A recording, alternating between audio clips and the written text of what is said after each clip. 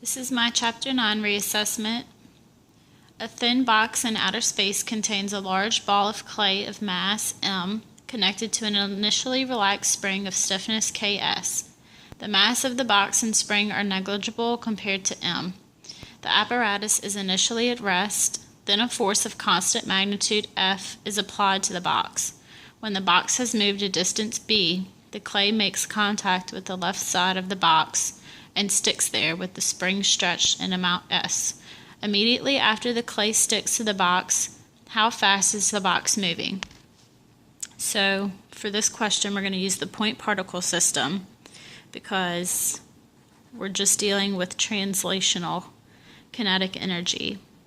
So this would be the easiest way to do this. And I drew a picture here of the initial and final state of the ball of clay in the box.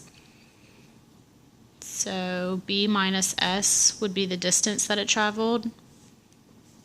Here's the equation for the change in translational kinetic energy. It's the force times the distance that the center of mass moved. B minus S would be the change in X. So if we did final minus initial, the initial would be 0, so we just have half mv squared equals F times B minus S, which is the change in X. We can solve for V and get the square root of 2F times B minus S all over the big M, which is the mass of the ball of clay.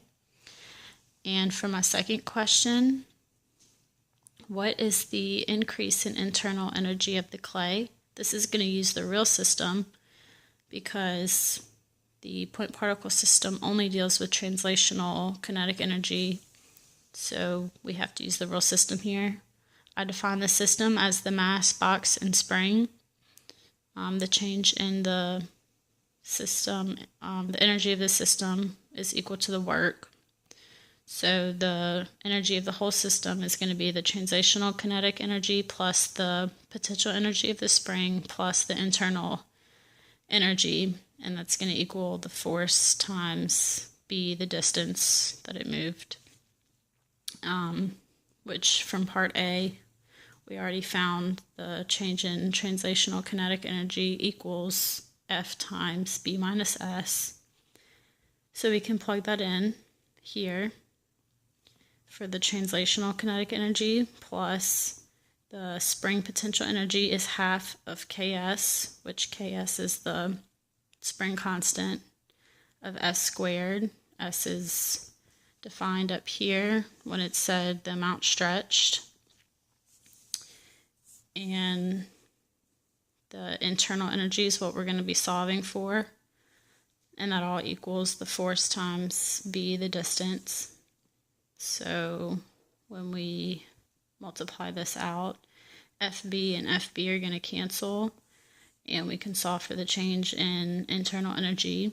That gives us Fs minus half Ks times S squared.